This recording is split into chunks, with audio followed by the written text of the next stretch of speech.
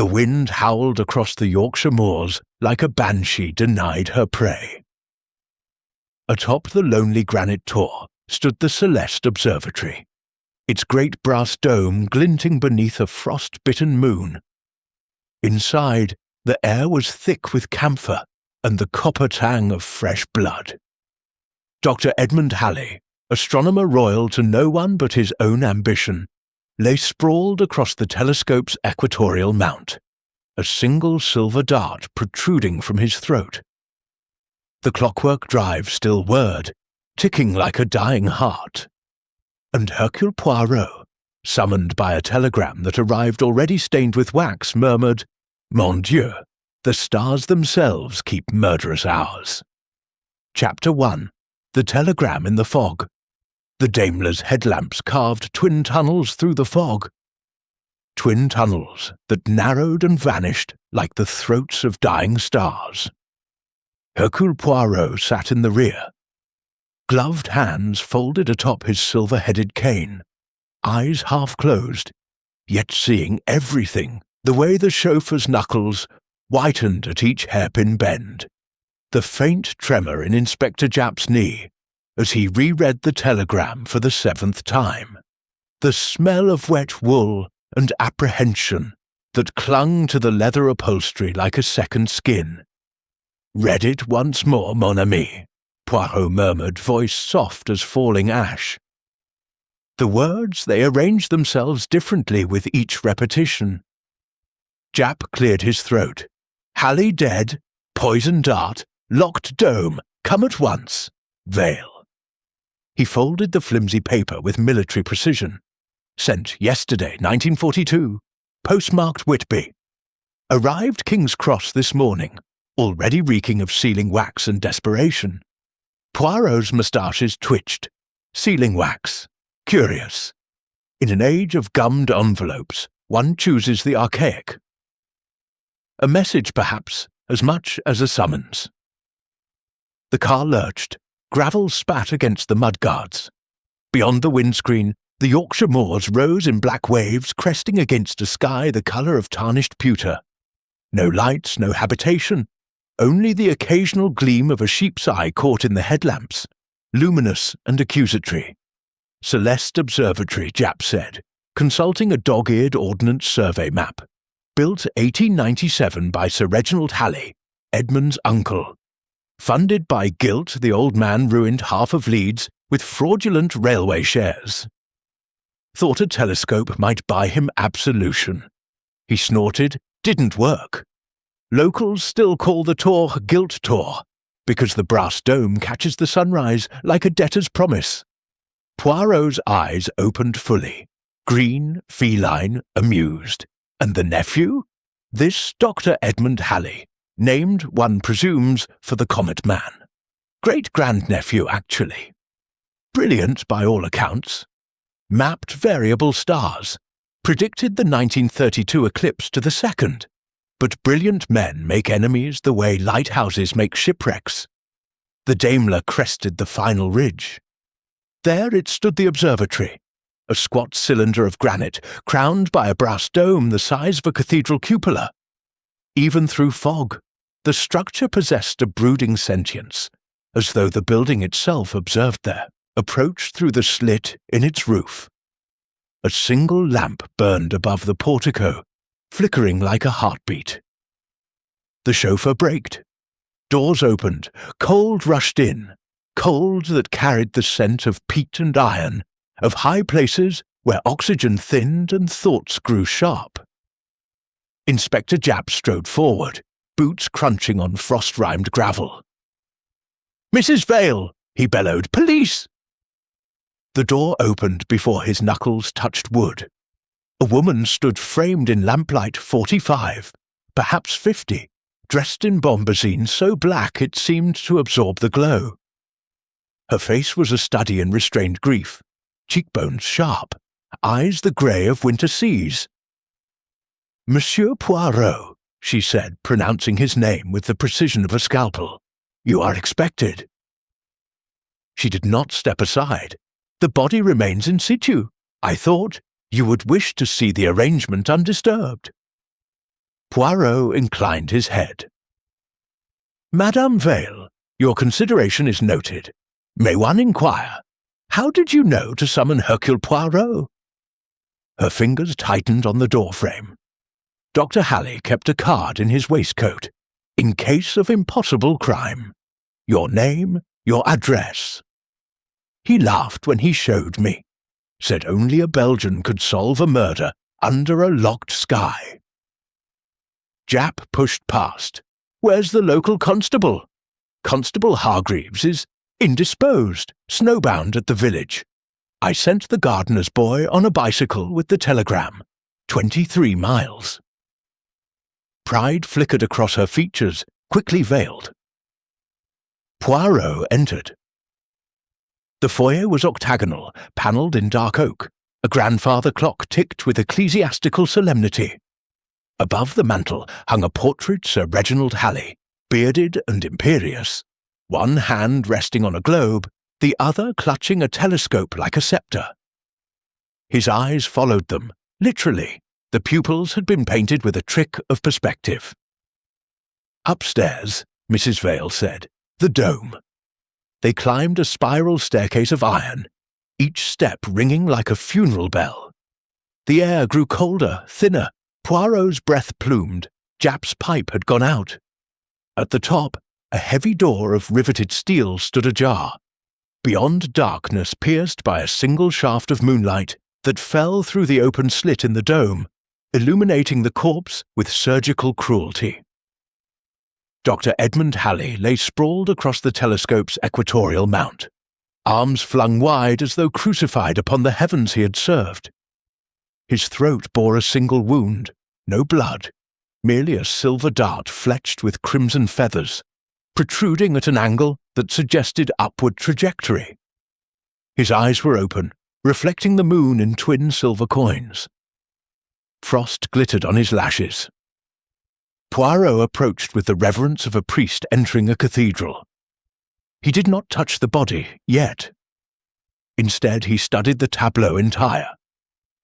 The telescope, a magnificent 12-inch refractor on a German equatorial mount, pointed toward the southwest, toward Orion's belt. The clockwork drive still whirred, a faint mechanical heartbeat. Star charts lay scattered across the floor like the plumage of slaughtered birds.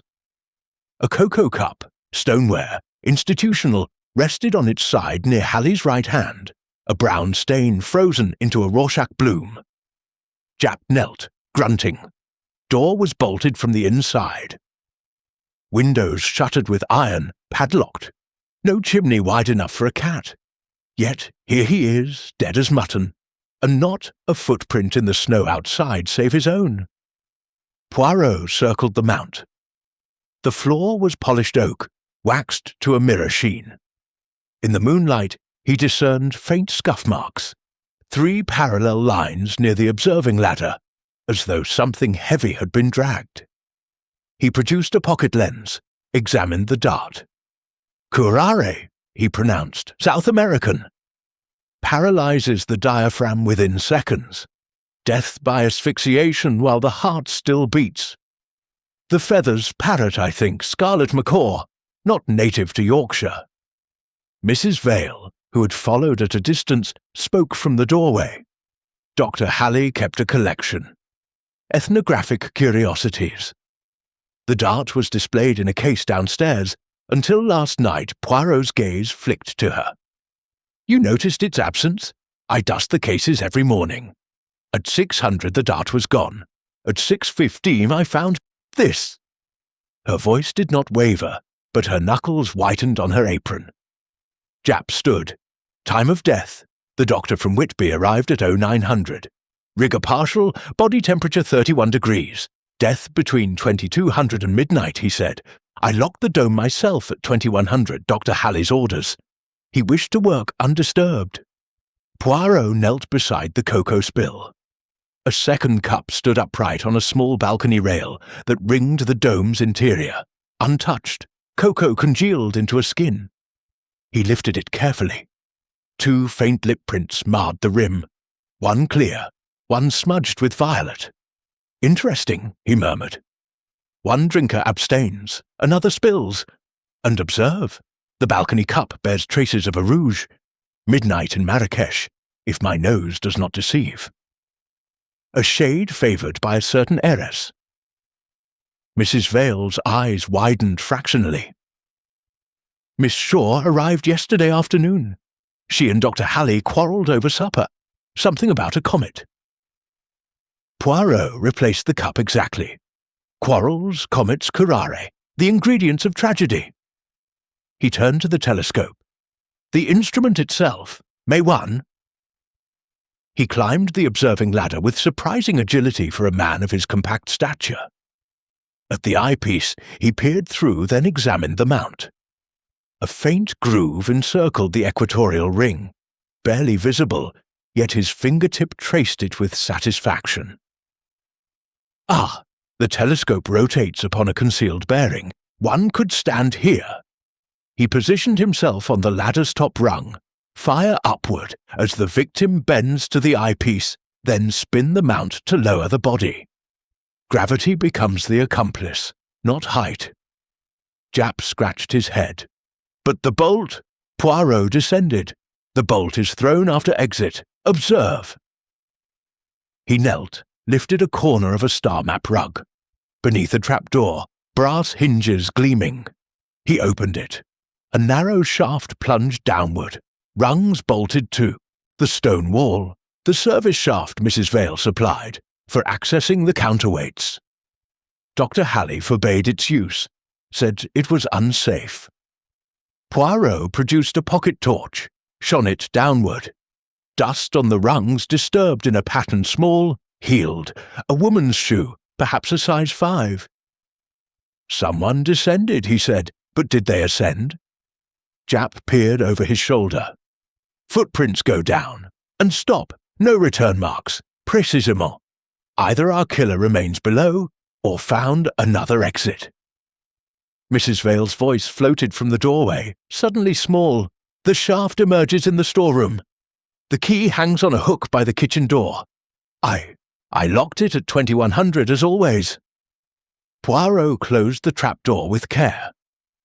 Then we have a locked room with 3 locks, the dome door, the shaft, and the storeroom. Yet death found a key for all. He stood surveying the dome entire. Moonlight had shifted. The shaft now illuminated a brass plate on the wall. A dedication. To the memory of Lady Celeste Halley, who taught us that stars are merely suns with better manners. 1873-1918 beneath, someone had scratched fresh letters into the metal CV+EH, encircled by a crude heart. Romance, Japp wondered. Or valediction, Poirot replied. He touched the scratches, still sharp, the brass curled like orange peel. Made with a diamond, perhaps. A ring. Mrs. Vale's hand flew to her throat. Miss Shaw wears a diamond the size of a hailstone. She twisted it constantly during supper. Poirot's eyes gleamed. Then we begin with locks, mon ami, and with those who hold the keys to both doors and desires. He moved toward the spiral stair. Halfway down, he paused, drawn by a faint sound, a mechanical whisper, like a watch being wound. It came from behind a door, marked darkroom. Red light leaked beneath. Poirot knocked once. The door opened a crack. Dr. Lysander Crowe peered out, face corpse pale, eyes red-rimmed from silver nitrate. "Monsieur Poirot," he said, voice hoarse. "You're too late. The negative, someone's exposed it to light. My eclipse plates, ruined." Poirot's gaze flicked past him to developing trays, where ghostly images of the sun's corona bled into nothingness. Ruined, he echoed softly, or revealed. From the dome above, the clockwork drive gave a sudden groan, as though the telescope itself protested the weight of secrets. Chapter 2. The Suspects Assemble. The scream sliced through the observatory like a scalpel through silk. Poirot's cane was already in motion, Japp's boots thundering behind. They descended the spiral stair 2 at a time, the iron ringing like a fire alarm. Mrs. Vale met them at the library door, face drained to the colour of candle wax. "Miss Shaw!" she gasped. "The globe! She opened it, and—" The library was a cavern of mahogany and mourning. Green bankers' lamps cast pools of verdigris light across Persian rugs, the shade of dried blood. Shelves rose 3 stories, accessed by a brass-railed gallery that circled the room like a widow's walk. At the centre stood a celestial globe the height of a man, its surface inlaid with lapis and mother-of-pearl. The northern hemisphere had been wrenched open on hidden hinges, revealing a hollow interior. Shards of porcelain littered the floor, remnants of a Mycenaean shepherdess that had occupied the space moments before. Verity Shaw stood amid the wreckage, one gloved hand pressed to her mouth, the other clutching a folded sheet of vellum. Her violet eyes, famous in 3 continents for their ability to launch yachts and sink reputations, were wide with something between terror and triumph. "He kept it here," she whispered, "his confession. The comet was never his to name." Poirot stepped over the porcelain shards with the delicacy of a cat traversing hot coals. He took the vellum from her unresisting fingers. The paper was heavy, watermarked, the ink still faintly tacky. To whom it may concern, the Comet C 1935 B1 Shaw-Halley is a fraud. Observations falsified by E. Halley to secure funding from V. Shaw, true discoverer L. Crow. In the event of my death, blame rests with those who profited from the lie. E. H. Japp whistled low, blackmail in the stars. Verity's laugh was brittle. He promised to name it after my mother, Celeste Comé, in exchange for £250,000. Then he rewrote the logs, claimed sole discovery. My father's money bought his fame. Poirot folded the confession with care. "And you confronted him last night, during supper." He laughed, said the Royal Astronomical Society had already accepted his paper, that I could buy the moon for all he cared. Her diamond bracelet flashed as she gestured. "I left for my room at 9. Mrs. Vale can confirm." The housekeeper nodded stiffly. "Miss Shaw retired at 20:57.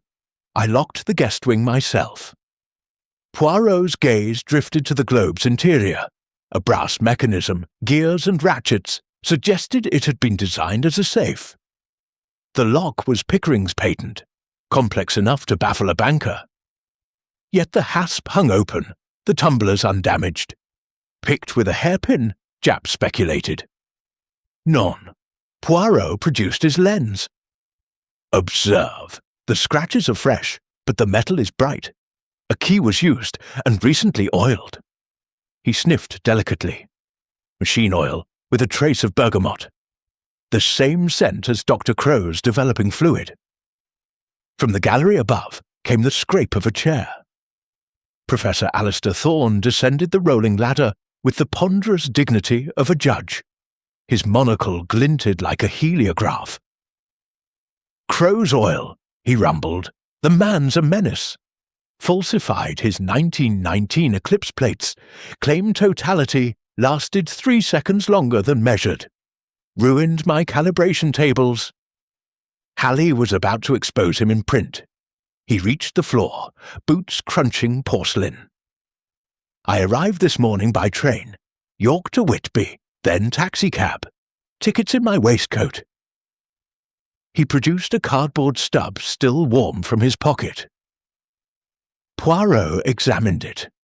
Valid for yesterday's 14:10 departure.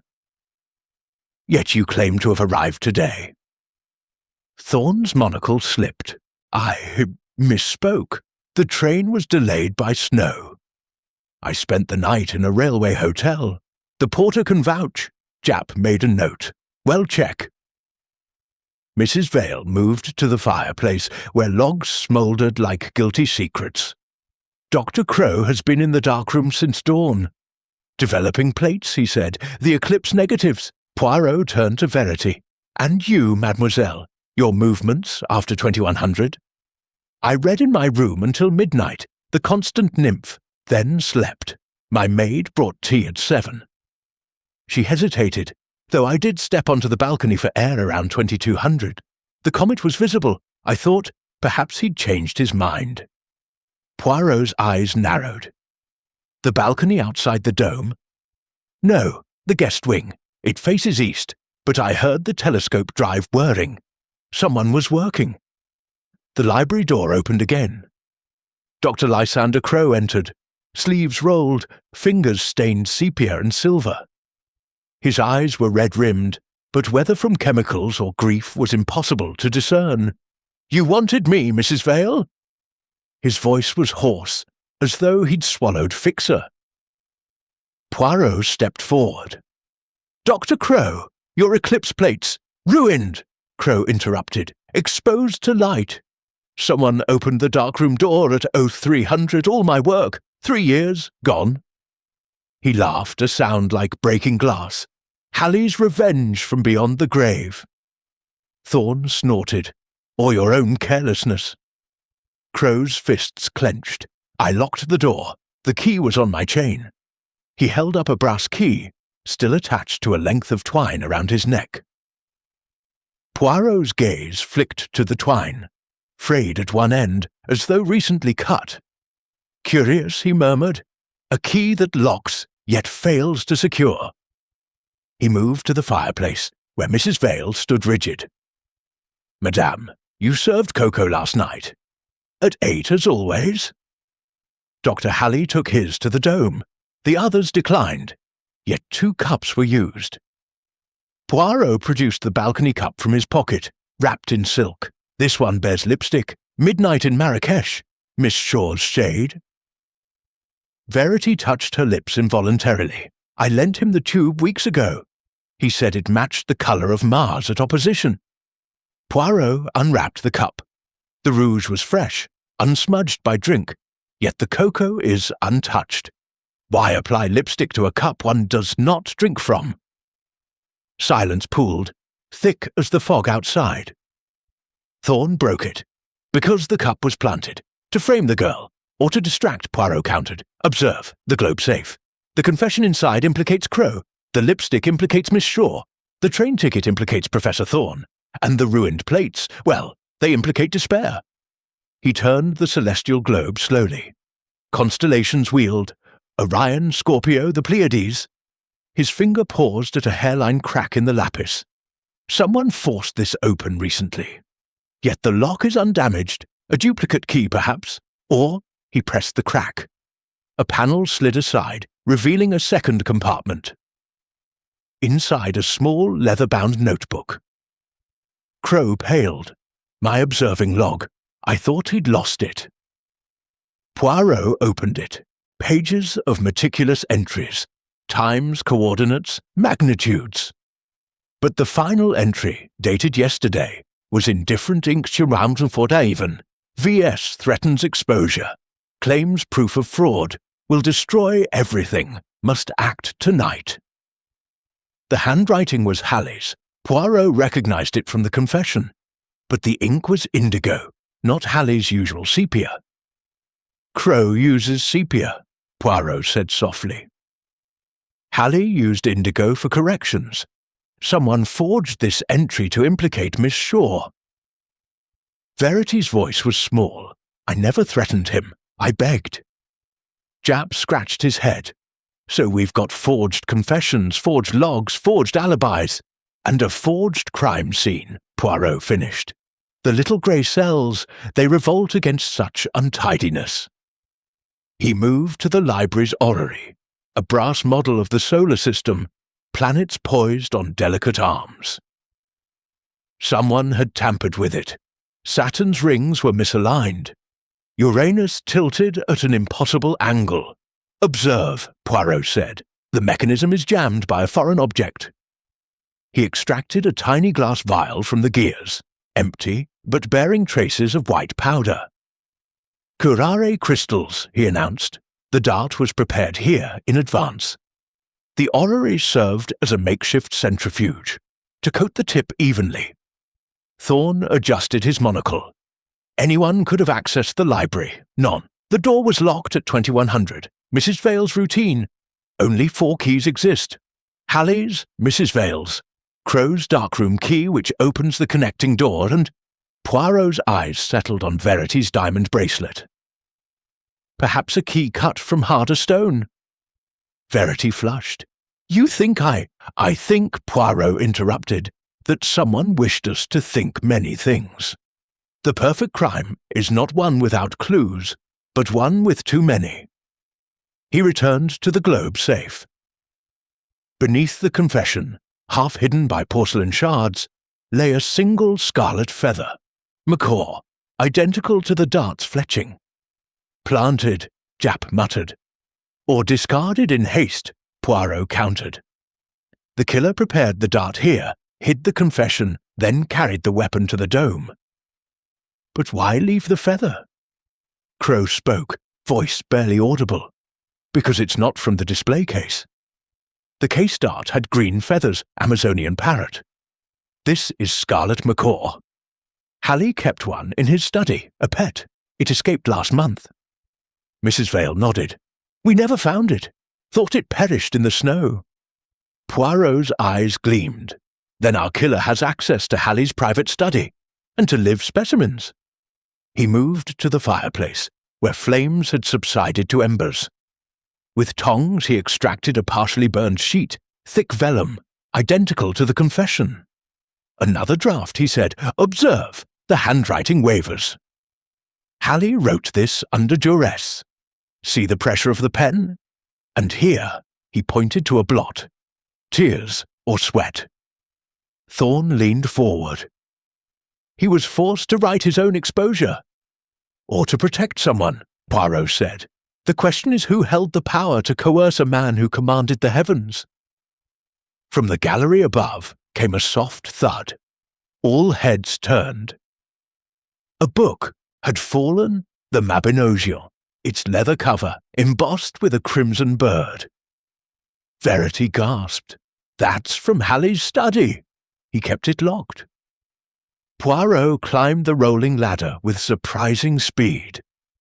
On the shelf where the book had rested, a faint outline in dust revealed a rectangular absence. He ran his finger along the shelf, fresh scratches as though something metallic had been dragged.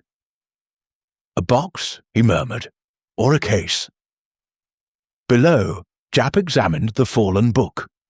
Inside the cover, a bookplate ex libris Edmund Halley. But beneath, in fresher ink property of C.V. Celeste Vale, Mrs. Vale whispered, "My daughter." She sent him the book from Buenos Aires. He promised to read it aloud to their child. Silence fell, heavy as the fog outside. Poirot descended. "Madame, you said your daughter was safe in South America." Yet this book returned. When? 3 weeks ago. With a letter. Halley had abandoned her. She was with child, alone. Mrs. Vale's voice cracked like ice. "I burned the letter, but kept the book for evidence." Poirot's gaze softened. Evidence of love or of leverage? He turned to the assembly. "We have 5 souls in this room, each with a fragment of the night, yet only one could navigate the locks, the shafts, the poisons, the clockwork of death." He paused before the orrery. With a twist, he realigned Uranus. The mechanism whirred to life, planets resuming their silent dance. "Time," he said, "is the ultimate locked room, and someone here has picked its tumblers." From the corridor came the sound of a door closing, soft, deliberate. Footsteps receded toward the dome. Japp started forward. "Who?" Poirot raised a hand. "Patience, mon ami. The stars are not yet in alignment." But as they listened, the telescope drive began to whir overhead, slow, rhythmic, inevitable. Someone had restarted the clockwork.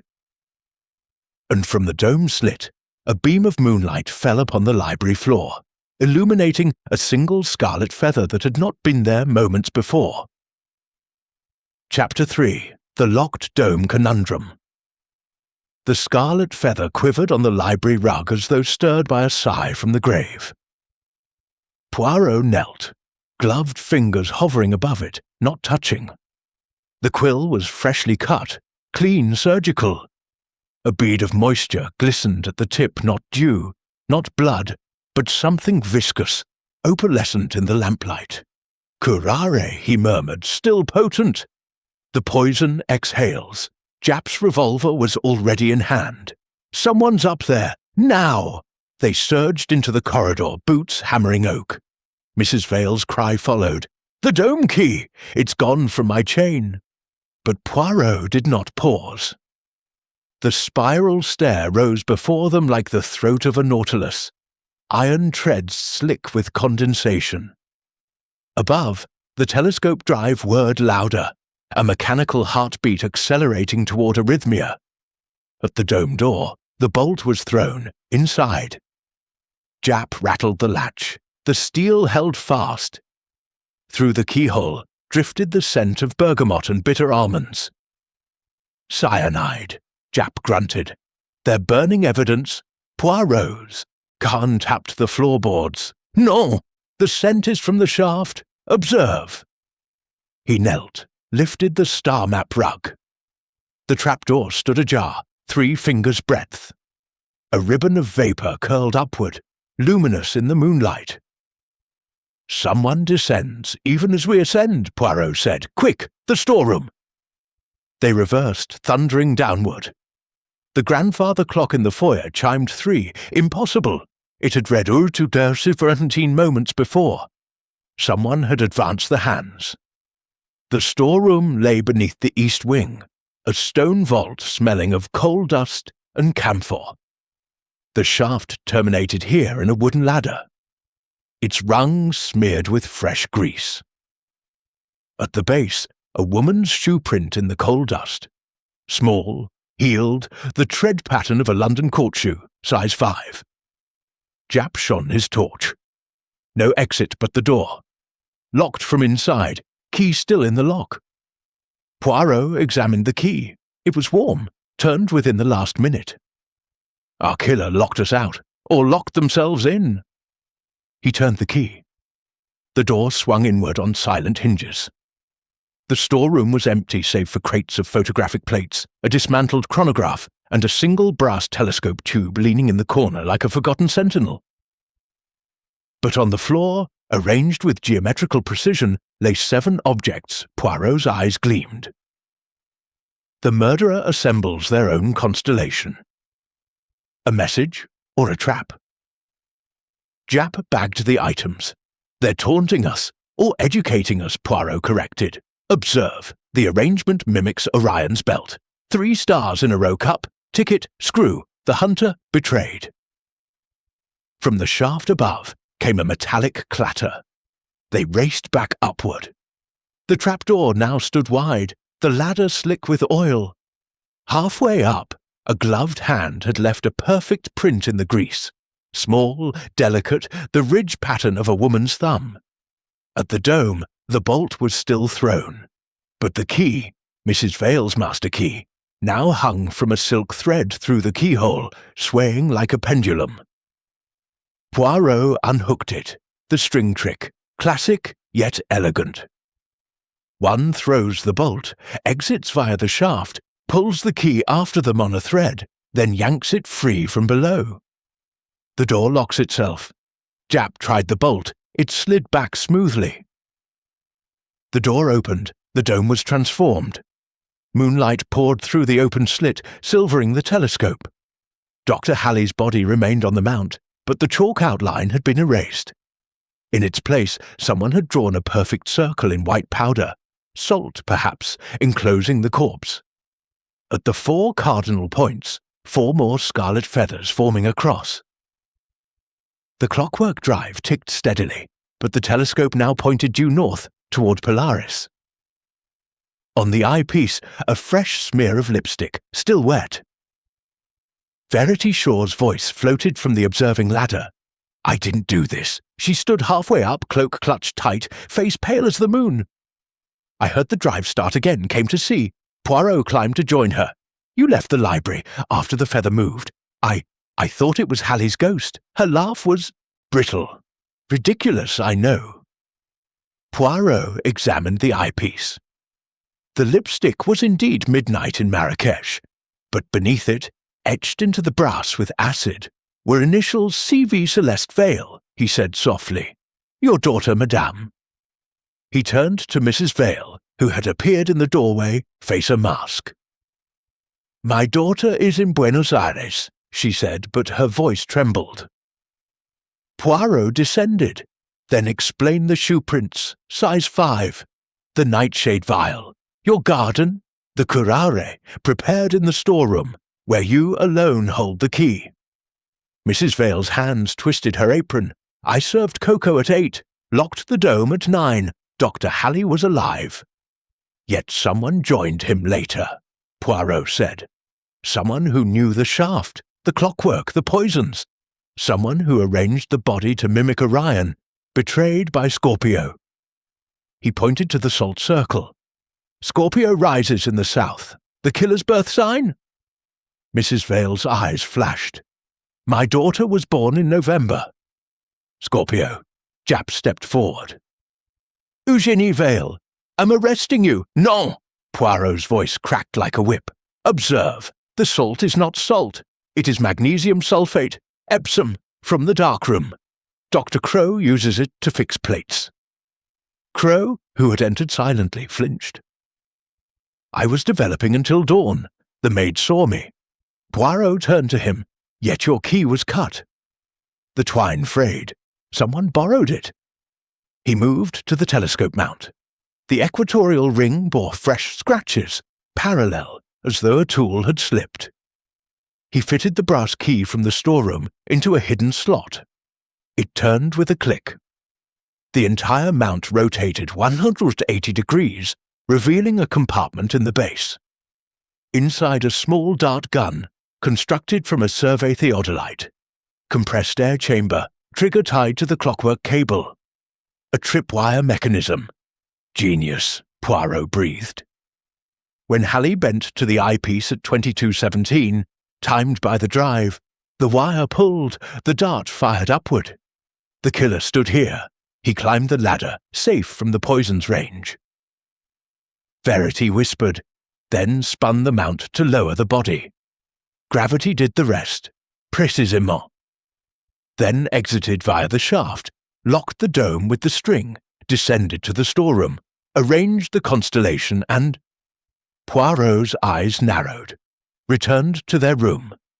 But whose room? He examined the dart gun. The air chamber bore fingerprints, smeared, but one clear a woman's, the same thumb from the ladder. Japp bagged it, well match it. Poirot shook his head. Unnecessary. Observe, the gun's barrel is lined with silk, from a mourning veil. Mrs. Vale's veil. Mrs. Vale sank to her knees. I found the gun in the storeroom this morning. Thought to hide it. Your daughter sent the macaw feather, Poirot said gently. With the book, a message. Hallie kept the bird in his study, trained it to deliver notes. The feather was her signal, he comes for the child. He produced the wax cylinder from his pocket. This is not Hallie's confession. Listen. He cranked a portable phonograph brought from the library. Woman's voice, trembling yet fierce, filled the dome. Mother, if you hear this, he has won. The child is his. Burn the observatory. Burn everything. CV. The recording ended with a choked sob. Mrs. Vale wept silently. She recorded it in Buenos Aires. Sent it with the bird. Hallie played it for me, laughed. Said he'd fetch the child himself. Poirot knelt beside her. So you acted, but not alone. He stood, turning to the assembly. The locked room required 2. One to fire the dart, Mrs. Vale, in the dome, wearing galoshes to mimic a man's stride. One to pull the string from below, Miss Shaw, whose diamond cut the duplicate key. Verity gasped.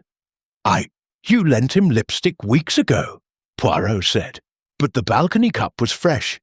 You met him at 2200, begged for the comet's name. He refused. You left, via the balcony, using climbing gear from the storeroom. Mrs. Vale entered after, fired the dart, posed the body. You locked the storeroom from inside, arranged the constellation, then exited through the coal chute, explaining the grease on your cloak. Japp stared. But the footprints. Mrs. Vale descended. You ascended later, via the exterior dome. Pitons in the brass, scratches we saw. You restarted the clockwork to lure us back. Verity's face crumpled. He promised my mother's name in the heavens, then sold it to the highest bidder. Mrs. Vale looked up, eyes blazing. And my daughter's child, sold to science, a bastard Halley to map the stars. Poirot sighed. Two mothers, one vengeance, but the stars, mesdames, they do not forgive. From the shaft came a soft clatter. A final scarlet feather drifted down, landing in the salt circle's centre. Chapter 4. The Cyanide Spectrum. The telescope's slow, deliberate swing halted with a click that echoed like a gallows trap. The great refractor now pointed not to the familiar constellations, but to a patch of sky just east of Orion's shield, a region empty to the naked eye. Yet through the eyepiece burned a single star, crimson as arterial blood, pulsing with a rhythm that mocked the heart. Poirot adjusted the focus. A variable, he murmured, Cepheid perhaps, but new, uncharted. Japp squinted through the finderscope, red as a warning lantern. Halley never logged it, précisément. Poirot stepped back. Someone wished us to see this star, a signature. Mrs. Vale, still kneeling in the salt circle, laughed. A sound like breaking ice. Celeste's star. She always said she'd burn brighter than any comet. Verity Shaw stood frozen on the observing ladder, violet eyes reflecting the crimson light. He promised it to my mother, then sold it to the Royal Society for a knighthood. Dr. Crow entered, face gaunt beneath the dome's electric lamps. That star, its period is 5.3 days. I measured it last month. Halley stole the data, claimed it as his own. Professor Thorne's monocle flashed, as he stole my distances. The man was a magpie in the astronomer's coat. Poirot raised a hand for silence. The star is a clue, not a confession. Observe, he produced the wax cylinder from the storeroom constellation. This recording, Mrs. Vale's daughter, mentioned burning the observatory. Yet no fire was set. Why? He moved to the telescope's base compartment, where the dart gun lay. Beside it, a second vial, smaller, labelled in Halley's hand KCN 5G. The glass was intact, but the cork stopper bore teeth marks. Cyanide, Japp said. Enough to kill a regiment. Yet unused, Poirot noted. The cocoa in the dome was tested, curare only. The balcony cup, untouched. So why prepare cyanide? He lifted the vial to the light. A faint spectrum danced across the glass.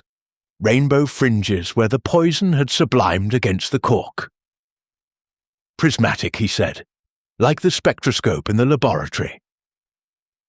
They descended to the lab, a narrow room beneath the library, lit by a single argon lamp that bathed everything in corpse blue. Retorts bubbled, star charts curled in the heat. At the centre stood a brass spectroscope, its prism glinting like a dragon's eye. Crow moved to it instinctively. I was analysing Halley's plates. The new star, its hydrogen lines are anomalous, almost artificial. Poirot placed the cyanide vial in the light path. The spectrum shifted. Cyanide's characteristic absorption bands appeared, sharp as knife cuts. Observe, Poirot said. The poison was not for drinking. It was for developing. Crow's eyes widened. Cyanide fixer. Old process. Potassium cyanide accelerates silver halide reduction. Gives sharper contrast. Halley used it for his comet plates. Poirot nodded. But the balcony cup. Why poison air? He produced the cup, still wrapped in silk. Beneath the lipstick rim, a faint white residue. He scraped it into a test tube, added silver nitrate. The solution clouded, cyanide. The second cup was never meant to be drunk, Poirot said. It was a developer bath. Halley planned to process a plate in the dome, under moonlight, to capture the new star's spectrum. The lipstick was a marker, Miss Shaw's shade, to align the plate.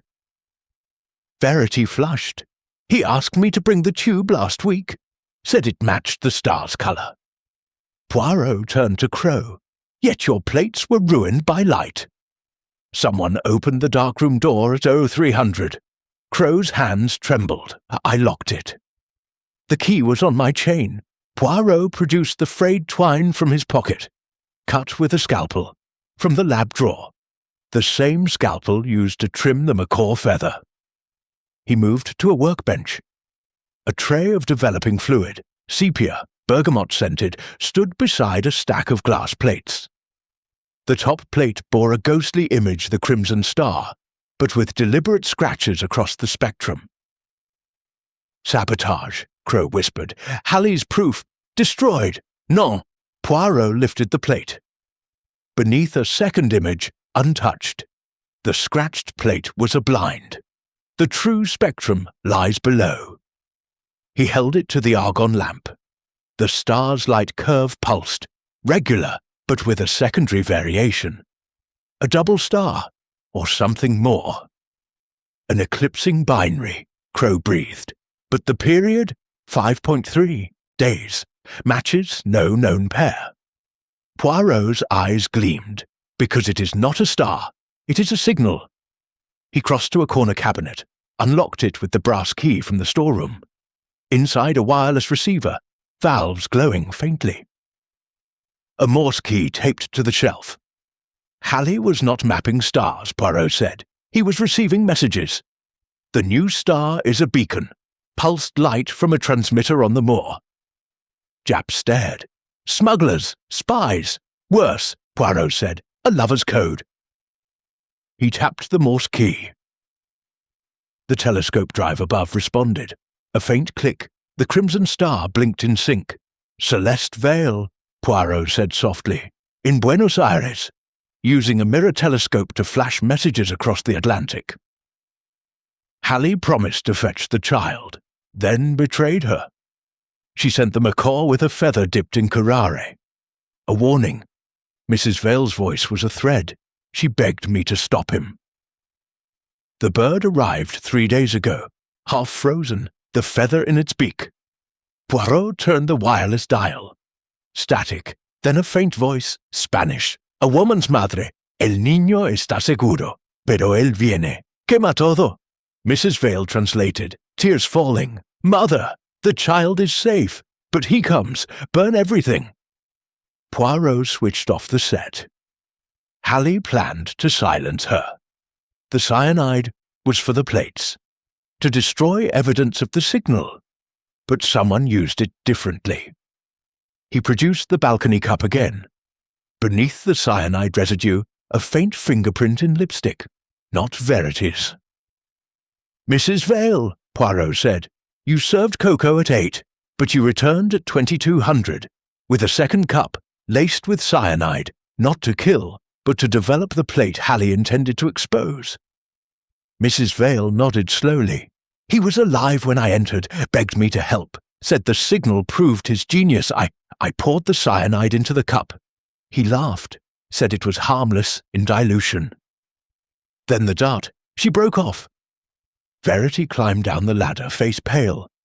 I saw her from the balcony. She fired the dart, then spun the mount. I thought it was a nightmare. Poirot's gaze swept the room. The locked room was a collaboration. Mrs. Vale fired the dart. Miss Shaw locked the storeroom, arranged the constellation. Dr. Crow provided the clockwork delay, his eclipse mechanism repurposed. Professor Thorne's letters, bait to distract. Thorne sputtered. I knew nothing. You knew enough to threaten exposure, Poirot said. Your letters were found in Halley's desk, opened, resealed with forged wax. Someone needed a scapegoat. He moved to the spectroscope. The prism caught the argon light, splitting it into a rainbow. At the violet end, a faint smudge. "Lipstick," Poirot said. "Transferred when someone leaned too close. The same shade as the balcony cup." Verity touched her lips. "I wore it yesterday, but not today." Poirot produced a compact mirror from his pocket. "Then who?" He held it to the prism. The reflection showed a faint smear on the glass, lipstick, but darker, almost black. "Mrs. Vale's morning rouge," he said, applied sparingly. "To mark the spectrum." Mrs. Vale's hands flew to her mouth. I leaned over to see the star. Didn't realize." Poirot's voice softened. "You wanted to understand what he died for. A mother's curiosity." He turned to the wireless. "The signal continues. Celeste Vale still flashes her warning. But Halley is dead. The child is safe. The observatory, intact." Japp scratched his head. "So who killed him? All of them? No." Poirot's eyes settled on the crimson star. "The killer is the star itself." He adjusted the telescope, the drive word pointing now to the moor. Through the slit, a faint light blinked, matching the star's pulse. "A lantern," Japp said. "On the Tor." Poirot nodded. "Celeste Vale never left England. She's been here 3 weeks, hiding in the bothy, sending signals, waiting." Mrs. Vale gasped. "My daughter is the Scorpion," Poirot finished. "She came for her child, found Halley planning to flee with the boy, used the observatory's own tools, dart gun, clockwork, poisons, posed the body as Orion, betrayed by his own ambition. He produced the nightshade vial. From the garden you tended, madame, the curare, from the display case you dusted, the cyanide, from the lab you cleaned." Mrs. Vale sank to her knees. "She's my baby. He promised marriage, then abandoned her. I helped her escape Buenos Aires, hid her on the moor." Verity whispered, "The climbing gear. Hers." "Alpine ropes," Poirot confirmed, "from her father's estate." She scaled the dome exterior, entered via the slit, fired the dart from above. Mrs. Vale locked the room below. Crow's voice was hoarse. "And my plates? Destroyed to hide the signal," Poirot said. "The star was never celestial. It was a mirror, reflecting sunlight by day, lantern by night. A code only Halley understood." Thorne adjusted his monocle.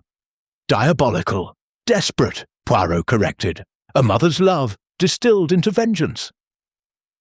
From the wireless came a final burst of Morse. Poirot translated, "Tell mother, forgive me. The child sleeps under real stars now." The signal ceased. The crimson light on the moor winked out. Japp stared into the darkness. "She's gone." Poirot closed the telescope slit. Some constellations are meant to fade. But as they turned to leave, the spectroscope prism caught the argon lamp one last time. In its facets, a reflection of a woman's face, young, fierce, eyes like winter seas. Then gone. Chapter 5. The Phantom Mechanism. The telescope's unbidden swing toward the southwest, toward the invisible arc where Buenos Aires lay beneath the curve of the earth, was slow, deliberate, and utterly silent. No hand touched the slow-motion controls, no foot pressed the pedal. Only the clockwork drive whirred, gears meshing with the precision of a watchmaker's dream. The great refractor paused, quivered, then locked onto a bearing of 215 degrees, 14 minutes, 3 seconds. Poirot's cane tapped once against the iron floor. "A ghost in the machine," he murmured, "or a message from one who refuses to be silenced." Japp's revolver was out again, though his eyes betrayed uncertainty. The drive was disconnected. I saw Crow cut the belt myself. Dr. Crow, summoned from the lab by the commotion, arrived breathless. "Impossible! The worm gear is stripped. It should be frozen." Yet the telescope moved. The equatorial mount rotated a fraction more, aligning with the celestial meridian. The eyepiece now pointed not at the sky, but at the dome's interior wall, specifically at a brass plate engraved with the observatory's dedication. The moonlight, filtered through the slit, struck the plate and threw a perfect circle of light onto the floor. A silver coin around the salt circle's remnants. Verity Shaw, still pale from the spectroscope revelation, whispered, "It's pointing to the confession." The brass plate bore the same inscription Poirot had noted earlier. "To the memory of Lady Celeste Halley, who taught us that stars are merely suns with better manners." But beneath, the scratched initials CV plus EH had been altered. The heart was now a dagger. The initials overwritten in fresh acid CV. EH, an arrow, a direction. Poirot knelt, examining the floor beneath the light circle. The salt had been swept into a perfect arrow, pointing toward the service shaft. The trapdoor stood open, the ladder descending into darkness. "Someone guides us still," he said. "Come." They descended in single file. Poirot first, torchbeam cutting the gloom, then Japp, revolver ready, then Crow, Mrs. Vale, Verity and Thorn bringing up the rear. The shaft was colder than before, the air thick with the scent of machine oil and something sweeter. Jasmine, perhaps, from a woman's perfume? At the storeroom, the constellation of clues had been rearranged. The 7 objects now formed a perfect spiral, the cocoa cup at the center. The wax cylinder was missing. Crow noticed first. The recording, Celeste's voice, taken Poirot finished, by one who wishes to silence her forever. He moved to the coal chute, a narrow iron slide that led to the exterior coal cellar. The hatch was unlatched, frost feathering the edges. Fresh scratches marred the metal pitons again. "Celeste Vale climbs like a cat," Poirot said. "She entered and exited this way. But why return now?" Japp shone his torch outside. The moor stretched black and silver, the tor a jagged silhouette. No footprints, only the wind erasing all traces. Back in the storeroom, Poirot examined the spiral. The train ticket had been torn in half, the monocle screw bent into a hook. The nightshade vial now contained a single jasmine petal. "A lover's bouquet," Verity said bitterly, "or a widow's." Mrs. Vale touched the petal. "Celeste wore jasmine oil, from her father's greenhouse. She sent me a bottle last year." Poirot's eyes narrowed. "Then she is close, within scent." He returned to the shaft ladder. Halfway up, a new addition, a silk ribbon tied to a rung, the same morning silk as Mrs. Vale's veil. At the end, a small brass key, identical to the dome key but newer. "Duplicate," Japp said. "Cut tonight." Poirot pocketed it. The killer anticipates our every move. But anticipation is the crack in perfection. They climbed back to the dome. The telescope had stopped moving, but the drive still ticked. Crow knelt by the mechanism, face illuminated by the green glow of a vacuum tube. "Look," he said, "a delay circuit. Halley's eclipse timer, rewired to the drive." It was set to activate at 0300. Someone changed the wax cam. He lifted a small cylinder of wax, grooved like a music box. The original grooves had been filed smooth, new ones cut with a scalpel. The new pattern, Crow continued, spells Morse in the gear teeth. Short, long, short. C, then long, short, long. E, then CE. Poirot finished. Celeste. She signed her work. Verity climbed the observing ladder, peering into the eyepiece. The dedication plate. It's a mirror. The light circle on the floor was a signal. She's using the telescope as a heliograph. Poirot joined her. The brass plate, polished to a mirror, reflected the moonlight through the slit. Outside on the moor, her answering flash, brief, precise. "She's there," Verity whispered, watching. Jap radioed the Whitby Constabulary. Delayed by snow, hours away.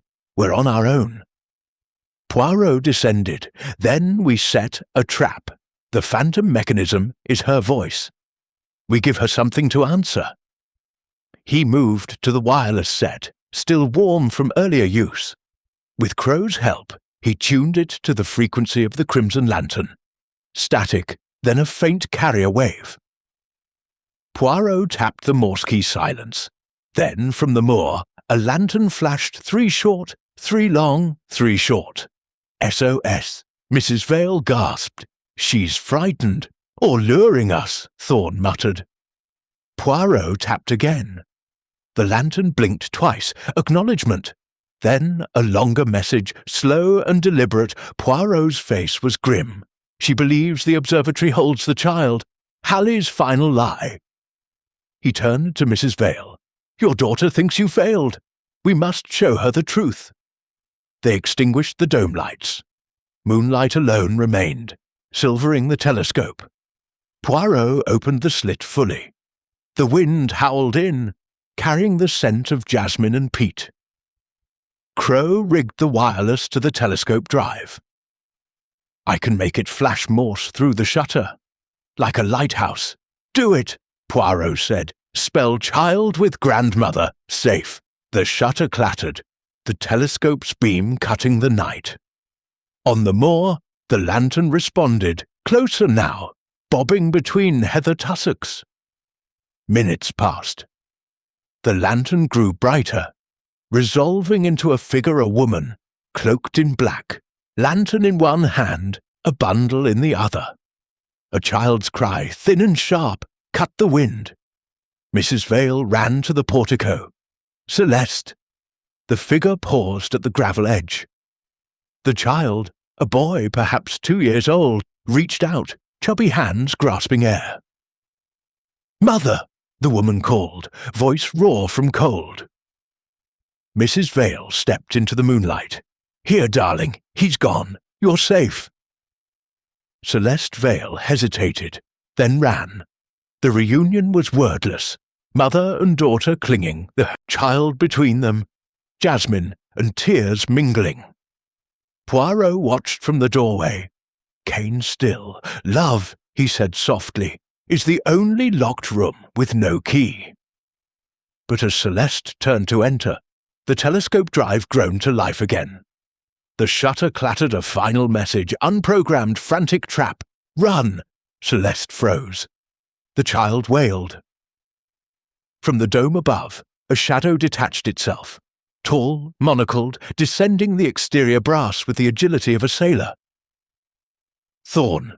He landed cat-footed, a Webley revolver gleaming. The child is mine, he said, voice calm as frost. Halley promised him to me, for my research. A prodigy, he said. Perfect vision, perfect mind. Mrs. Vale stepped in front of her daughter. You knew, Thorne's monocle flashed. I funded Halley's Buenos Aires trip. The boy was to be my legacy. Halley reneged, planned to sell him to the Americans. I came to collect. Jap raised his revolver. Drop it, Thorne. Thorne smiled.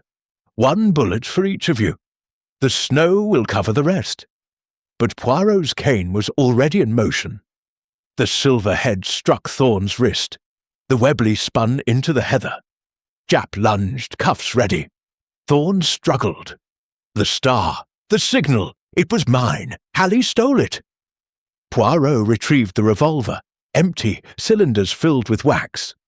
I replaced them this afternoon, he said. One does not bring a knife to a duel of intellect. Thorne sank to his knees. My life's work, ruined. Celeste knelt beside him. Child clutched tight. Your work was children, not stars. Poirot turned to the observatory. The telescope had stopped moving, the drive silent at last. The crimson lantern lay extinguished in the heather. Some mechanisms, he said, are powered by guilt, others by love. He looked at the family, grandmother, mother, child, silhouetted against the moon. The stars keep their own counsel. But mothers keep their children. From the dome, A final sound, the soft click of the shutter closing. The phantom mechanism at peace. Chapter 6. The Disarmed Professor. The brass dedication plate struck the dome floor with a clang that rang like a cracked cathedral bell. It spun on its edge, wobbled, and fell flat, revealing a circular safe set flush into the granite wall. The dial, polished steel, numbered 0 to 99, whirred softly, the tumblers clicking in a deliberate, almost musical sequence. No hand touched it. The combination was being entered from within. Poirot's cane was already in motion, tapping the safe's edge. A Stodderton Pitt, 1928 model. Combination lock with secondary clockwork override. Halley's final secret. Jap, still cuffing the disarmed Professor Thorne, barked, "Stand back! Could be booby-trapped." The dial stopped at 33. A soft thunk. The door swung inward on concealed hinges, exhaling a breath of cold, dry air, scented with cedar and old paper. Inside a shallow recess, lined with green baize. At the centre lay a single object, a leather-bound journal, its cover embossed with the Halley crest, a comet bisecting a crescent. Moon. Celeste Vale, child clutched to her breast, whispered, "His log, the real one." Poirot lifted the journal with reverence. The leather was warm, as though recently handled. He opened it to the final entry, dated 3 nights ago beneath, in fresher ink, Halley's indigo. "Another hand had added you stole my child. I steal your sky." Poirot closed the journal, the motive laid bare, but the method, that is the masterpiece. He turned to Thorne, now seated on the observing stool, wrists cuffed, monocle dangling like a hanged man. "You came for the child, but you arrived too late." Halley was already dead. Thorne's laugh was bitter. "I arrived yesterday, found him cold. The safe was open, journal gone. I thought Crow had it."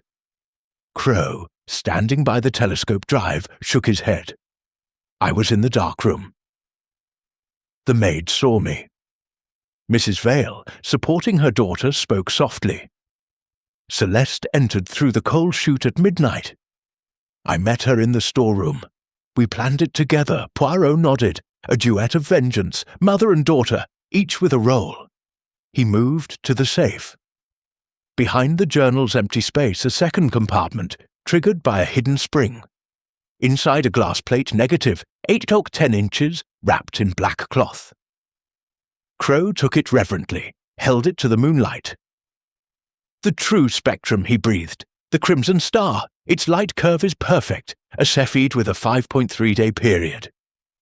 But the secondary variation, it's a companion, a white dwarf, Halley's holy grail." Verity Shaw, who had been silent, stepped forward. "He promised to name it after my mother. Celeste Halley, variable. Then sold the data to Thorne for a knighthood." Thorne spat. "He sold it to the highest bidder. I was merely the first." Poirot unwrapped the negative fully. Beneath the cloth, a second plate, smaller, 4/5.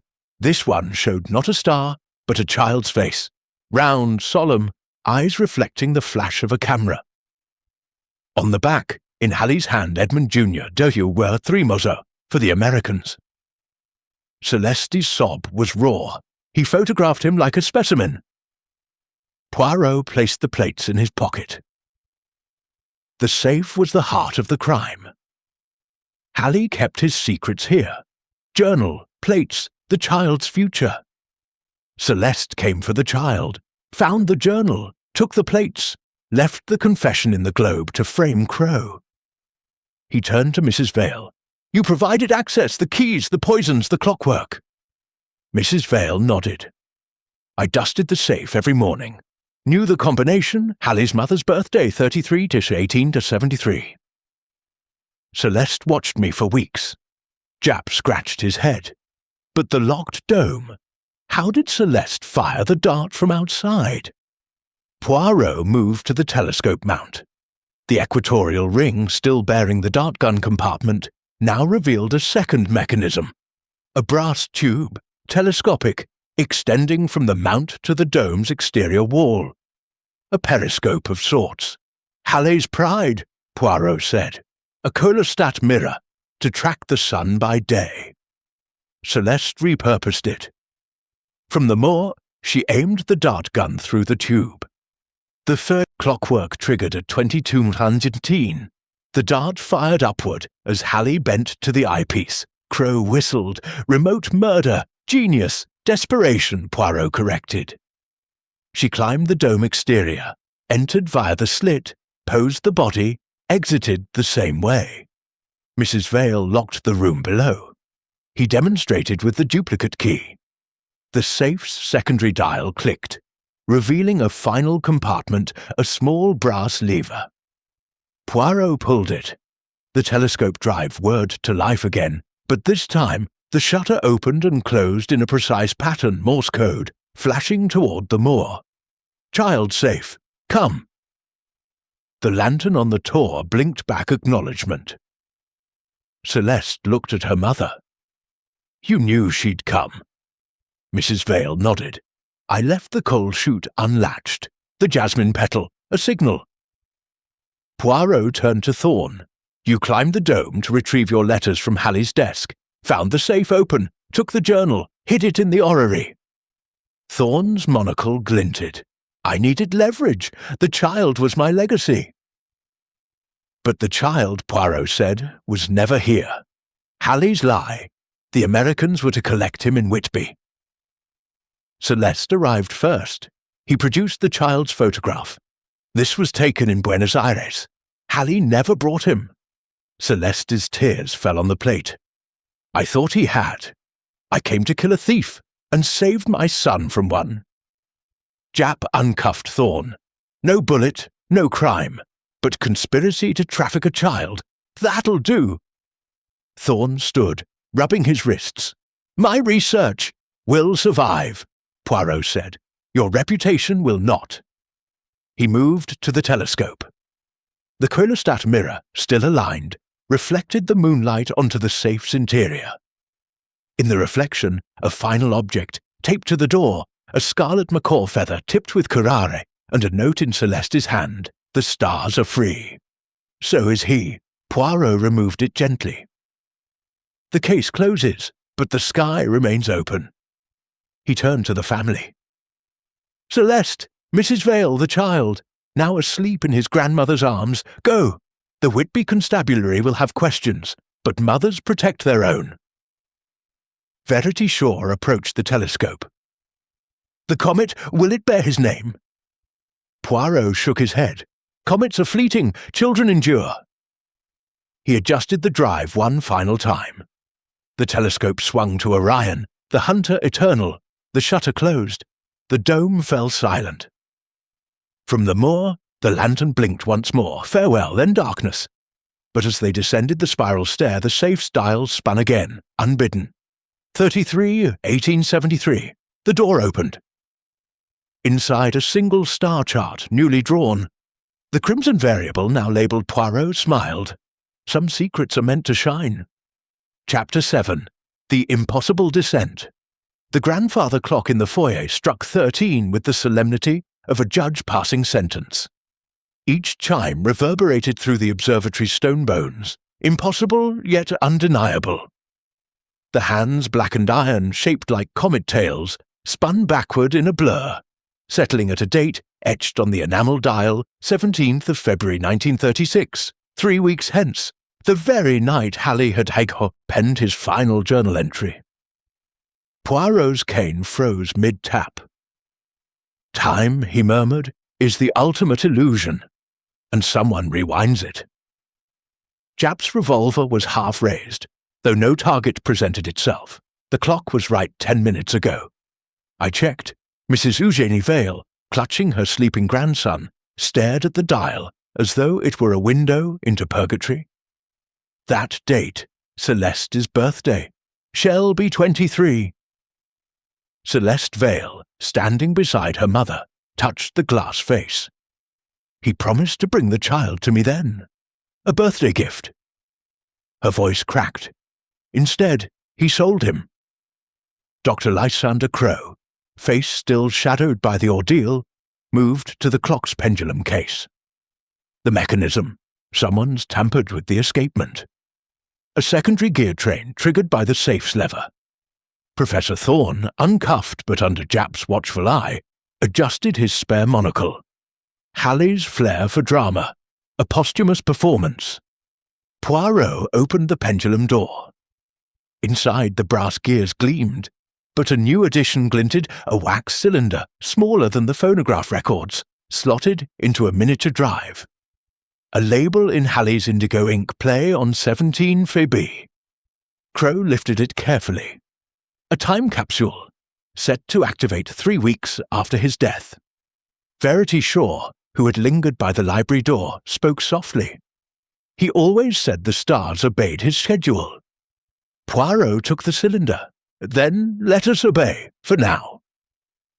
They returned to the library where the green banker's lamp still burned.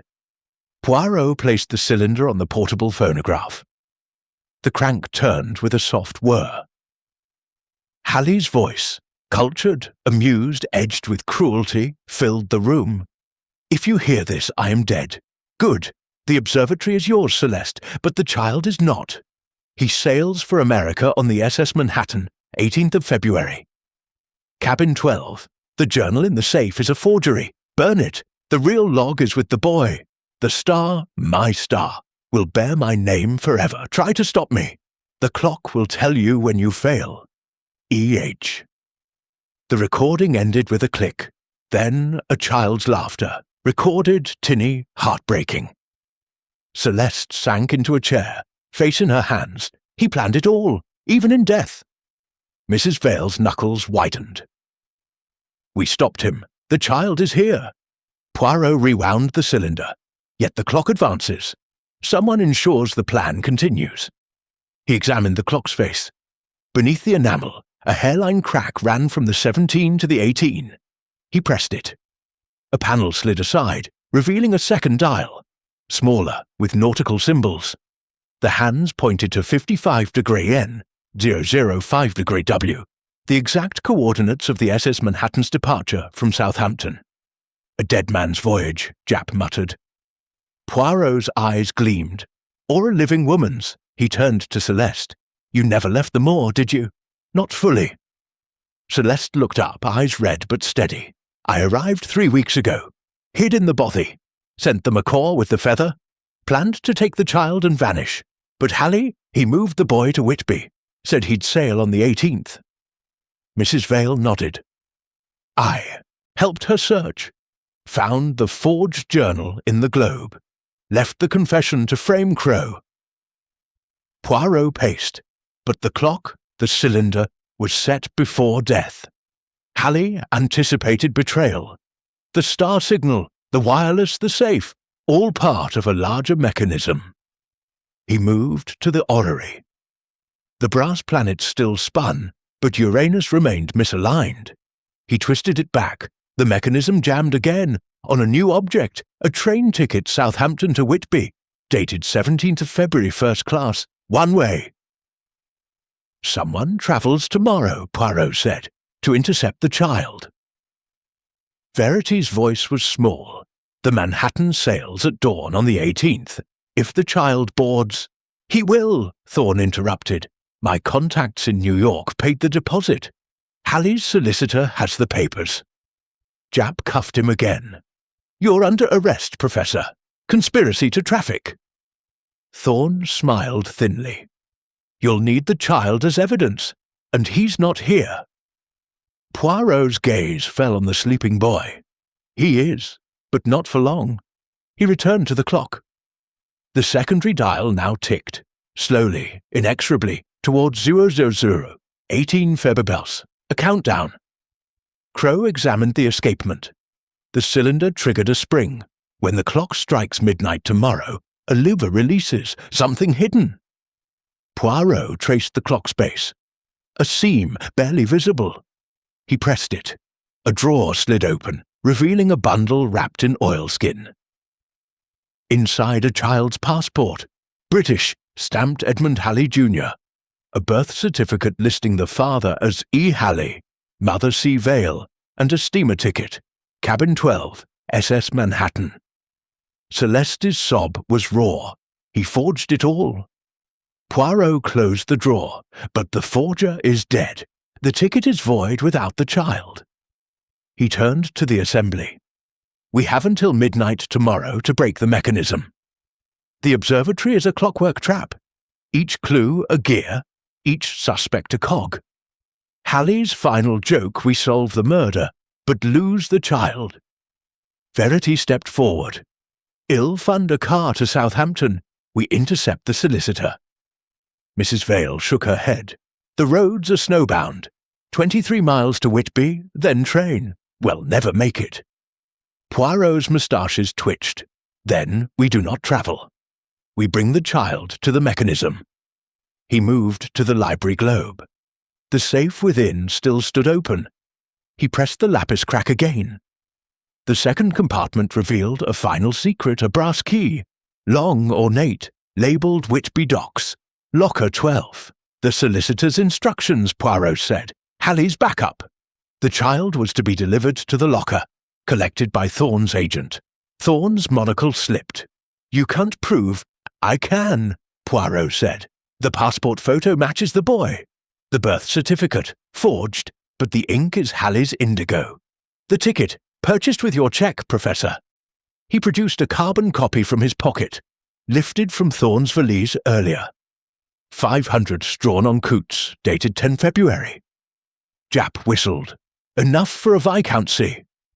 Celeste stood, child in her arms. I'll go to Whitby, confront the solicitor. Poirot raised a hand. No, the trap is here. The clock strikes midnight. Something happens. We wait. He turned to Crow. The telescope drive. Can you rig it to flash a message to Whitby? The harbour master owes me a favour. Crow nodded. The Colostat mirror. I can modulate the shutter. Morse code, across the bay. Do it. Spell child safe. Cancel sailing. Police en route. Crow worked through the night, soldering wires, adjusting the mirror. By dawn, the telescope became a lighthouse, its beam cutting the fog toward Whitby. Verity prepared tea in the kitchen, hands trembling. If the ship sails, it will not, Poirot said, but the mechanism must complete its cycle. At 23:55 on 17th of February, 3 weeks after the murder, the clock began to chime. 12 strokes, then the 13th deeper, resonant. The drawer opened again, this time a single scarlet macaw feather and a note in Celeste's hand. The child is free. The stars are witnesses. Thank you, Monsieur Poirot. C.V. Poirot smiled. The impossible descent was never physical. It was emotional. Celeste descended into vengeance, then climbed out with love. He turned to the family. The ship will be delayed. The solicitor arrested. The child remains yours. Mrs. Vale wept silently. Celeste kissed her son's forehead. Well, name the star after his grandmother. Eugenie's star. Thorne was led away, head high. My research will be credited to Crow, Poirot said. Honesty, Professor, is the only variable that endures. The clock hands spun forward, settling at the present. The mechanism stilled. From the dome, the telescope shutter opened one final time. A beam of light struck the moor, where a lone figure stood, Celeste, no longer cloaked, hair loose in the wind. She raised the child high. The light caught them, a living constellation. Poirot watched from the portico. Some murders end in blood, others in light. Chapter 8. The Bitter Aftertaste. The telescope's final reflection, a woman boarding a ship in Buenos Aires with a child in her arms, faded like breath on glass. The lens cleared, revealing only the frost-rimed moor and the first pale suggestion of dawn. The observatory stood silent, its brass dome catching the light like a coin flipped and frozen mid-air. Poirot closed the shutter with a soft clack. "The future," he said, "is a story we have not yet written. But the past, the past leaves its flavour." Inspector Japp holstered his revolver, the weight of the night settling into his shoulders. Case closed then. Hallie murdered by Celeste Vale, aided by her mother. Thorn for conspiracy. The child safe. Closed? Poirot's moustaches bristled. "Non, mon ami. A case is never closed until the little grey cells have tasted every drop." He led the way to the library, where the green lamps still burned, though the wax had pooled into grotesque shapes. The celestial globe stood open, its safe empty. The orrery's planets spun lazily, Uranus now perfectly aligned. On the Persian rug, the shards of the mason shepherdess had been swept into a neat pile, someone's attempt at order. Mrs. Eugenie Vale entered, carrying a tray bone china cups, a silver pot, steam curling like incense. The child, Edmund Jr., slept in a makeshift cradle of observatory blankets, thumb in mouth. Celeste followed, eyes red but clear, hair braided simply. "Tea," Mrs. Vale announced, "lapsang souchong. Dr. Halley's favourite. I thought we might share a final cup." Poirot accepted with a bow. "Madam, your hospitality is impeccable, even in the face of tragedy." They sat in a circle, Poirot, Japp, Crow, Verity, Thorn, cuffed to a chair. Celeste, Mrs. Vale. The tea was poured. The scent was smoky, autumnal, with a bitter edge that lingered on the tongue. Japp sipped cautiously. "No cyanide, I hope?" Mrs. Vale's smile was thin. Only memories. Poirot raised his cup. To truth, and to mothers who brew stronger potions than any poison. They drank. The silence was heavy, broken only by the tick of the grandfather clock, now stilled at the correct hour. Crow set his cup down. "The plates, the true spectrum, ill publish them, credit Celeste." Verity nodded. "And the comet, ill fund a new telescope, in my mother's name." Thorn stared into his tea. "My career is over," Japp said, "but you'll have time to reflect in Dartmoor." Poirot leaned forward. "But first, the recapitulation. The little grey cells demand order." He placed the leather journal on the table, the real one, from the safe. Hallie planned to sell the child. Celeste discovered the plot via the wireless signals. She arrived 3 weeks ago, hid on the moor, sent the macaw with the curare feather as a warning. Celeste spoke softly. He laughed at the feather, said it was theatrical. I watched him through the telescope mirror, every night logging the star that was never a star. Mrs. Vale continued. I provided access, the keys, the nightshade from the garden, the dart gun from the theodolite. Celeste fired it remotely at 2217, using the clockwork trigger. Poirot nodded. The locked room was a collaboration. Mrs. Vale threw the bolt with string, descended the shaft, arranged the constellation in the storeroom. Celeste posed the body as Orion, exited via the dome slit with climbing gear. He produced the scarlet feather from his pocket, the final one. This was her signature. The macaw, trained to deliver messages, carried it from Buenos Aires. Verity asked, "And the cyanide?" "A blind," Poirot said. Hallie prepared it to destroy the plates. Celeste used the balcony cup to develop the true spectrum, proof of her discovery. The lipstick was a marker, not a frame. Crow lifted the glass plate from his coat. The star, Celeste is variable. A cephade with a white dwarf companion. Revolutionary. Thorn snorted. "Stolen from my work." "Non," Poirot said, observed by a mother watching her child's future through a mirror. He turned to Celeste. "You left the confession in the globe to frame Crow. The train ticket for Thorn. The nightshade for your mother. Each suspect a decoy." Celeste met his. "Gaze. I wanted them to suffer as I suffered, but you saw through it." Poirot's eyes softened. Love is a distorting lens, mademoiselle, but truth refracts clearly. Japp cleared his throat. The Whitby solicitor, arrested at dawn, the Manhattan delayed, the child's papers confiscated. Mrs. Vale refilled Poirot's cup. And the observatory? Yours, Poirot said. Halley's will, found in the safe, leaves it to the next generation of stargazers. The child inherits. Celeste smiled. The first genuine one. Well, rename it. The Eugenie Observatory. The tea was finished, the cups empty, but the bitterness lingered. Poirot stood. One final detail. The cocoa. He produced the balcony cup, still wrapped in silk. Tested again this morning. Curare in the dregs, but the rim, lipstick, yes, but also a trace of atropine, from the nightshade. Mrs. Vale, you tasted the cocoa before serving. Mrs. Vale paled. I always tasted Dr. Halley's, to ensure it was sweet enough. He liked 2 sugars. Poirot nodded. Atropine accelerates Curare's effect. You poisoned yourself, slightly, to ensure the dose was correct. A mother's sacrifice. Mrs. Vale's hand trembled. I would do it again. Celeste took her mother's hand. We both would.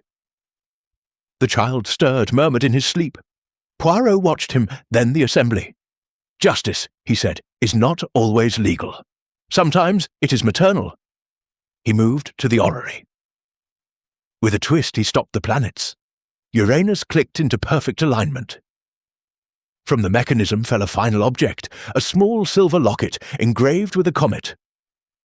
Verity opened it. Inside a lock of baby hair and a photograph.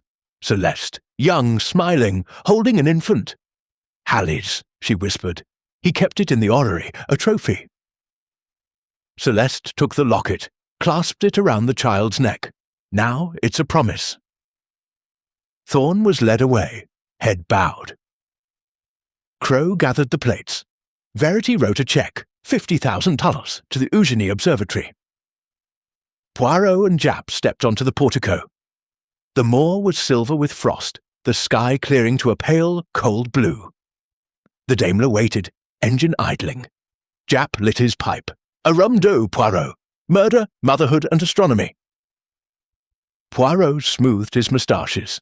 The universe, mon ami, is a locked room, but love picks the lock. Behind them, Celeste and Mrs. Vale stood in the doorway, the child between them. The telescope dome caught the sunrise, blazing like a new star. As the Daimler pulled away, Poirot glanced back. The observatory's shadow stretched across the moor, a long, dark finger pointing toward Whitby, toward the future. The tea's bitterness faded. In its place, the sweet aftertaste of resolution. Chapter 9. The Little Grey Cells Align. The locket around the child's neck sprang open with a soft, unbidden click, as though exhaling a secret long-held captive. Inside the silver crescent, where the lock of hair and photograph had lain moments before, now gleamed a tiny brass disc etched with coordinates 55° N, 0005° W, the SS Manhattan's position. A miniature, LED, impossible in 1936, blinked in sync with the numbers pulsing like a distant heartbeat. The observatory's electric lamps flickered in sympathy, casting the library in strobing shadows. Poirot's cane halted mid-air. Mon Dieu, the mechanism endures. Celeste Vale snatched the locket, her face draining to parchment. It's Halley's. He said it was a toy, for the boy to learn navigation. Mrs. Eugenie Vale peered over her daughter's shoulder. Coordinates for the ship, but the light, electric, yet no battery. Dr. Lysander Crow knelt, examining the disc with his pocket lens. A photovoltaic cell, solar-powered. Halley experimented with them for eclipse photography. But this blinking, it's Morse, short, long, SOS. Japp's pipe dropped ash onto the rug. The ship's in trouble, or another trap? Professor Alistair Thorne, cuffed and forgotten in his chair, chuckled darkly. Halley's fail-safe. If the child wasn't delivered, the locket signals his partners. They retrieve the boy, from wherever he is. Verity Shaw crossed to the wireless set, still tuned to the crimson frequency.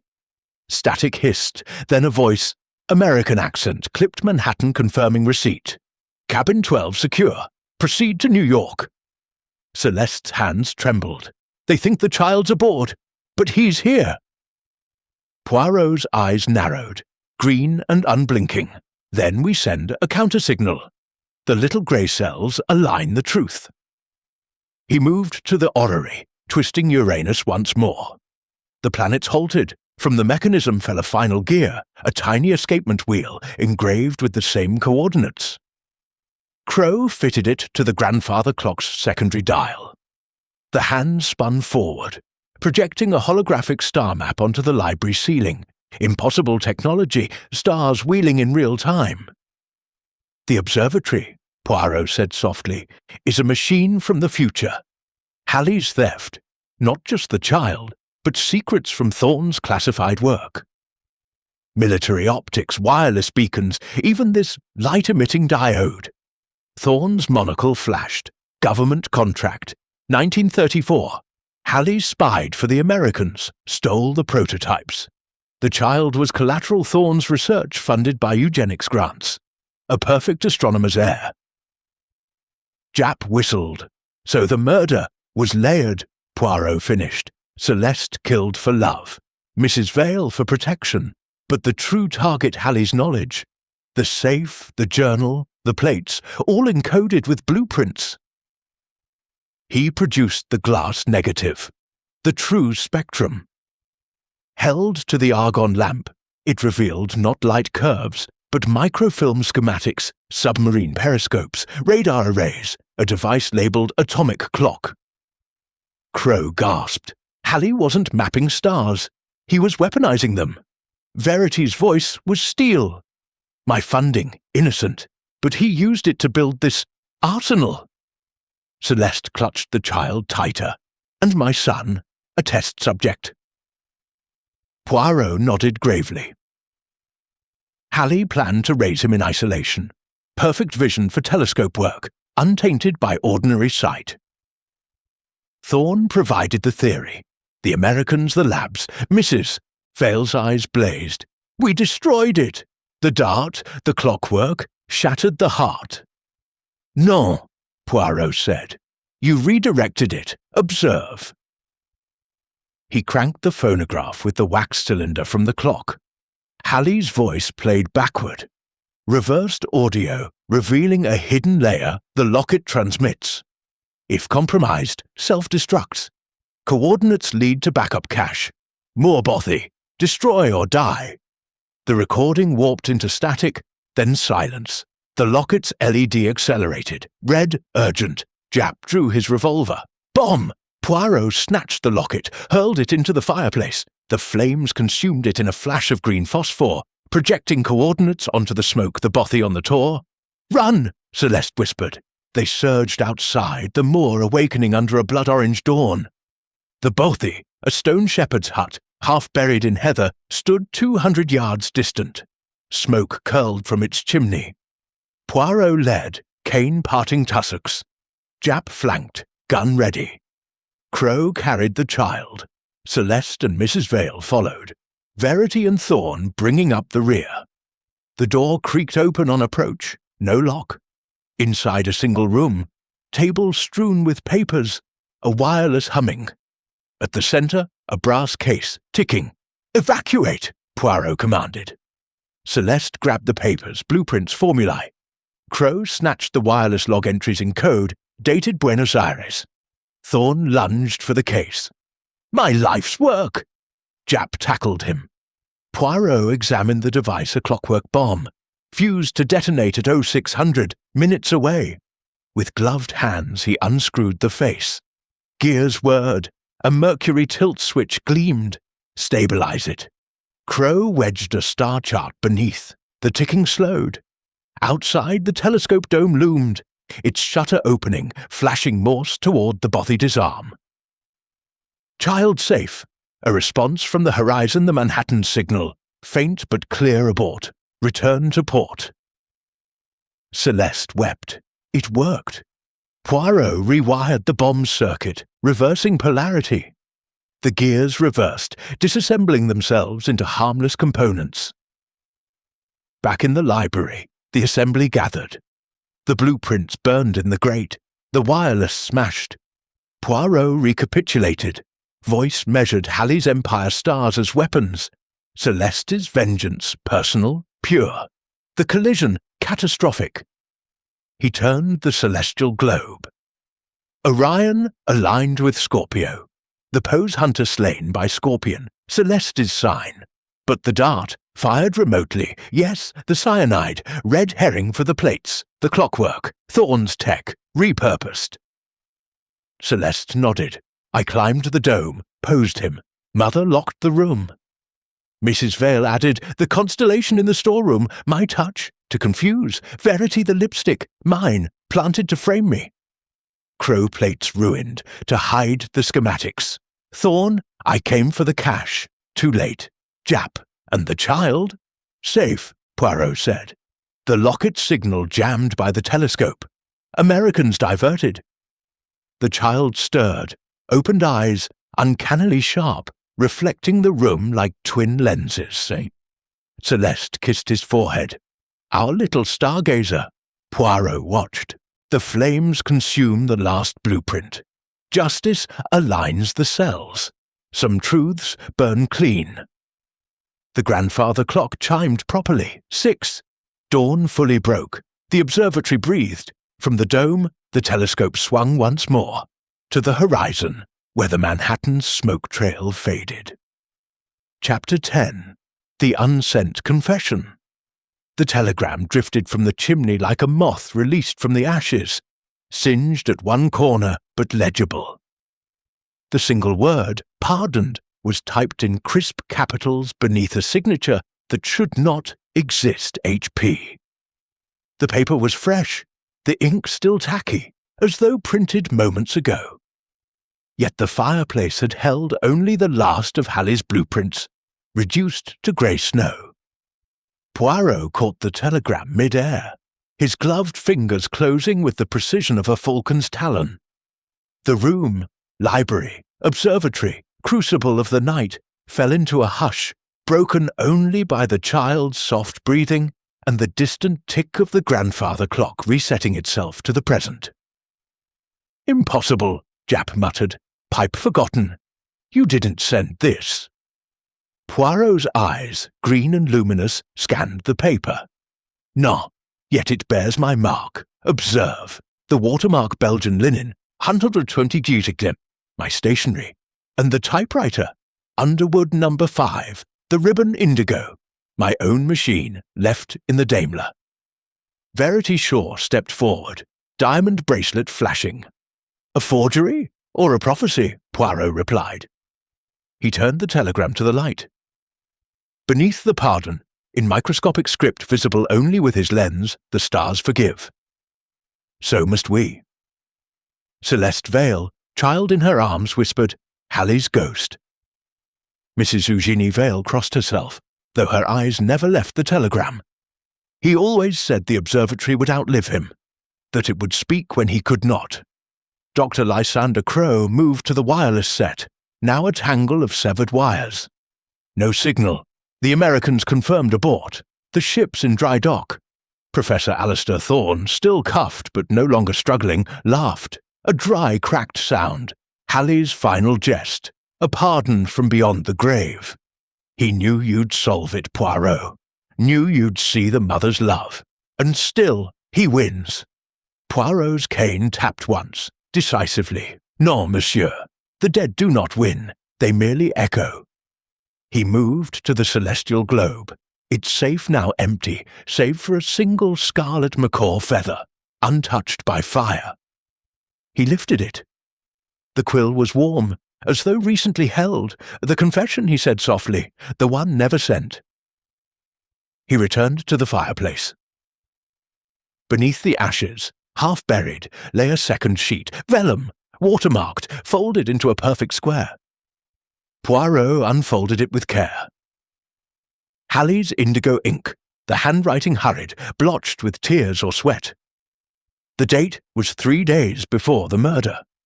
The ink was dry, the paper creased as though carried close to a heart. Celeste's sob was raw. He lied to save us.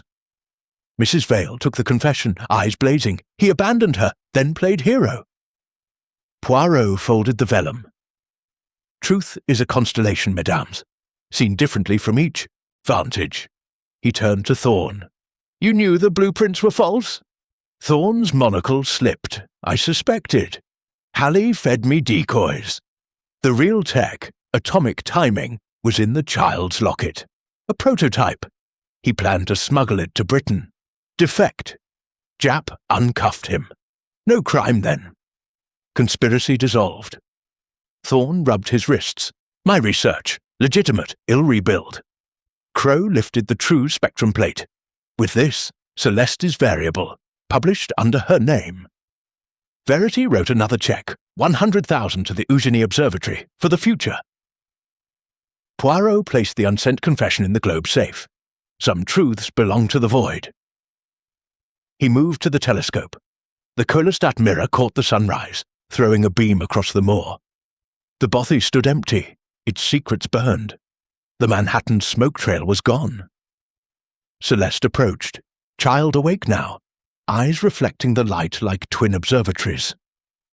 What happens to us? Poirot smoothed his moustaches. You live. The child grows. The stars, yours to name. He adjusted the drive. The telescope swung to the crimson variable, now visible in daylight, a faint ruby against the blue. The shutter opened, flashing a final Morse pardoned.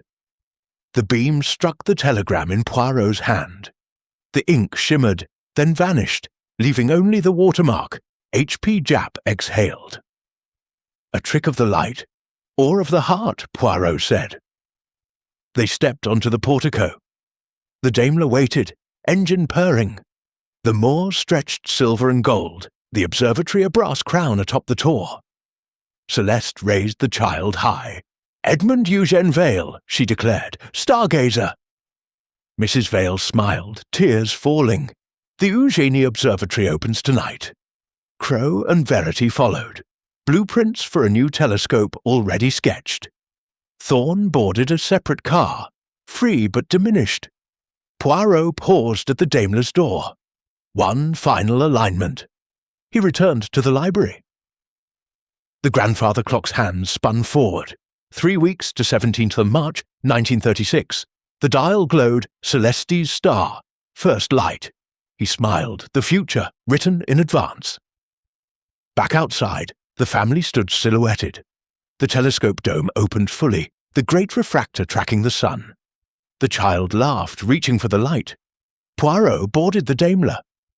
As they descended the tor, the observatory's shadow shortened, then vanished in the noon blaze. Jap lit his pipe. Will they hang the mothers? Poirot watched the moor recede. In 1936, a woman defending her child. Transportation, perhaps. Or mercy. Justice wears velvet gloves for mothers. The car vanished into the heather. Above, Celeste's variable pulsed, steady, eternal. The unsent confession burned in the grate, its ashes rising like stars.